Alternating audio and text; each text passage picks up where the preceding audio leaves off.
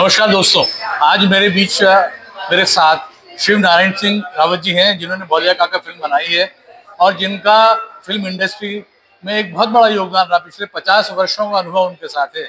ये फिल्म आज हम एस चोपड़ा, हमारे सीनियर जर्नलिस्ट हैं, उनके साथ हम द्वारका विकास माल में इस फिल्म को देख रहे हैं और ये दूसरी बार है। उन्होंने आज हमें कहा कि आप दोबारा एक बार देखिए ताकि आप इसको ढंग से एनालाइज कर सकें। तो मैं उनसे कुछ शब्द कुछ बातचीत करना चाहता हूँ। रावत जी, बहुत बहुत धन्यवाद और बहुत बहुत शुभकामनाएं आपको जी। सबसे पहला सवाल मेरा आपसे ये है कि जो आपने बौलिया काका फिल्म बनाई, जिसमें आपने कई एपिसोड्स को ला करके अलग अलग समस्याओं को ऊपर ला करके उसके निराकरण उत्तराखंड के संदर्भ में निकालने की कोशिश की है, इसके पीछे आपका जो परसेप्शन था वो क्या था?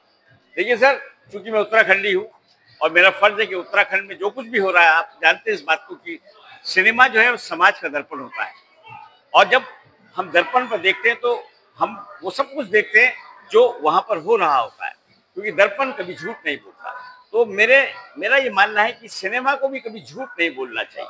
हालांकि सिनेमा को लार्जर देन लाइफ कहते हैं, लेकिन लार्जर देन लाइफ से पार नहीं हो जाना चाहिए, उसको विद इन दी लिमिट्स के रहना चाहिए।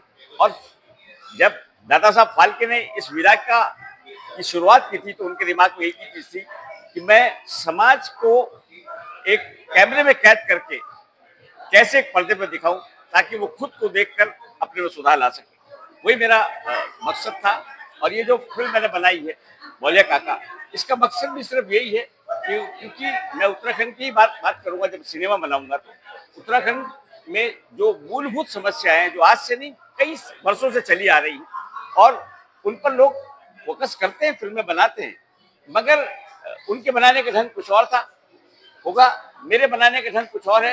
मैंने उनको छोटी छोटी कहानियों में पिरोकर बताने की कोशिश की और फिर साथ में प्रोटोगनिस्ट को रखा है जो खुद एक विक्टिम है किसी एक बहुत बड़ी समस्या का, जो आप फिल्म देखकर आपको पता लगेगा। तो यही मेरा मकसद था कि इसको मैंने इसकी जो 4 मूलभूत समस्याएं थी उनको एक माला में पिरोया और फिर उसको मैंने एक सिनेमा के तरह बौलिया काका बनाकर आपको प्रदर्शित।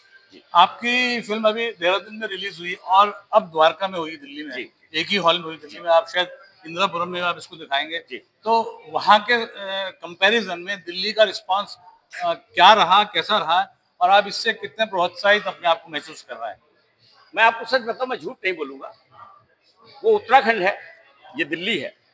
मैंने ये फिल्म उत्तराखंड के लिए बनाई, उत्तराखंड की समस्या के लिए बनाई, उत्तराखंड के लोगों के लिए बनाई। लेकिन सुनील जी, मेरे को ये कहते हुए कहीं गुरेज नहीं होता है कि वो रिस्पांस जो मैं चाह रहा था, जिनके लिए मैंने फिल्म बनाई, वो मुझे नहीं पता कि सिनेमा हॉल में जाने से इतना क्यों कतराते। लेकिन जब मैं दिल्ली में आया, हालांकि दिल्ली में भी उत्तराखंड के ही लोग देख रहे हैं, अब मैं कैसे कंपैरिजन क्या बताऊं आपको, मेरे पास कोई पैमाना नहीं है। लेकिन दिल्ली के लोगों के लिए हैट्स ऑफ कि उन्होंने मेरी फिल्म देखी और देखने के बाद उसकी रिपीट वैल्यू भी बनाई और मेरे ये रिक्वायरमेंट आ रही कि आप इसको फिर चलाइए, दूसरे हॉल में लगाइए। सबको फिल्म बहुत पसंद आ रही है।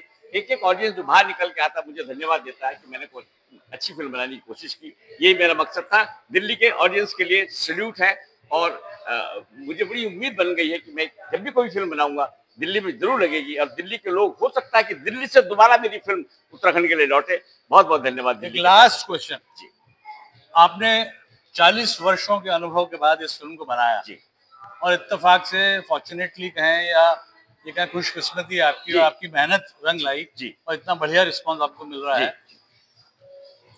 आपकी अपनी फिल्म बनाने के बाद जो रिस्पांस आपको मिला है, आप इसको उत्तराखंड में जितनी फिल्में आप बन रही हैं और अभी तक बनी हैं और जो पिछले 4-5 वर्षों के दौरान फिल्मों की एक बौछार सी आई है, फिल्म मेकिंग के दृष्टिकोण से उत्तराखंड के संदर्भ में, उत्तराखंड में डायलेक्ट वाली फिल्मों को आप उनके भविष्य के तौर पर कैसे देखते हैं?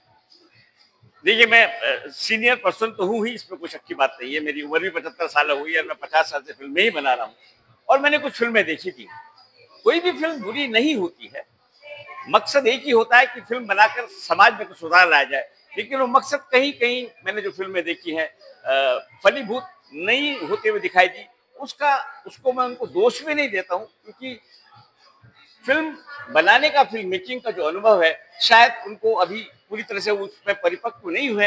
अभी हाल ही में उन्होंने फिल्में बननी शुरू हुई हैं और उन्होंने भी फिल्में बनानी शुरू की। तो सिनेमा को समझने में थोड़ा सा टाइम लगता है। जो मुझे लगा, मैंने बनाई, मेरी पिक्चर को लोगों ने पसंद किया, वो पिक्चर भी बना रहे हैं, अच्छी बन रही, मैं कहीं बुरा नहीं कहता। लेकिन सिनेमा को सिनेमा के ढंग से बनाया जाए तो जरूर उसका इम्पैक्ट आता है, उसका प्रभाव समाज पे पड़ता ही पड़ता है। सिनेमा समाज का दर्पण है। दर्पण में जो आप देखेंगे वही आपको दिखाई देगा, जो आप दिखाएंगे वही आपको दिखाई देगा। बहुत बहुत धन्यवाद रावत जी, बहुत बहुत धन्यवाद।